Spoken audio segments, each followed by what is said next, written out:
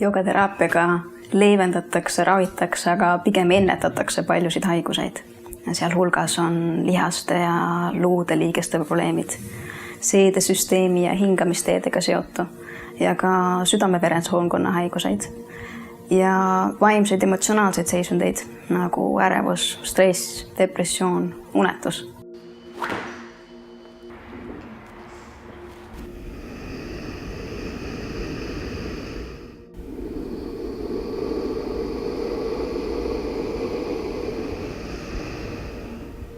Ja kõigepealt tehakse kindlaks, milline probleem on hetkel kõige olulisem.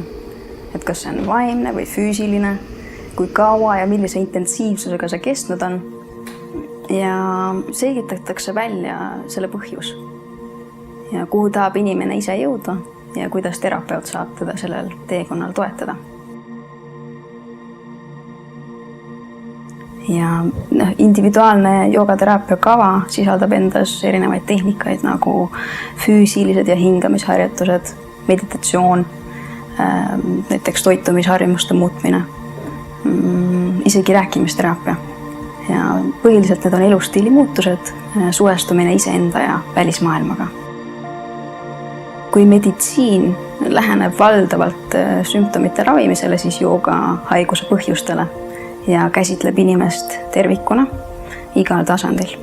Et üks ei peaks välistama teist.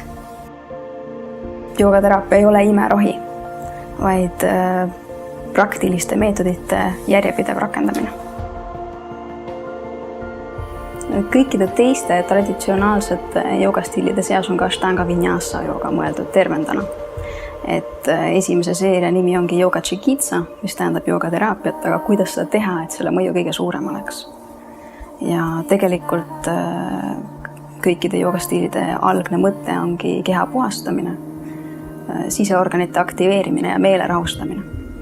Ja mulle tundub, et tegelikult seda arusaama peaks veel inimestes süvendama, sest et ikkagi tehakse valdavalt ka joogat esteetilistel, füüsilistel eesmärkidel, mis ei ole üldse halb, aga jooga pakub hästi palju muud. Ma töötan selles suunas, et inimesed väärtustaksid oma heaolu ja tervist. Et nad annaksid piisavalt kehale meelele tagasi, mitte ei kulutaks lõpmatult.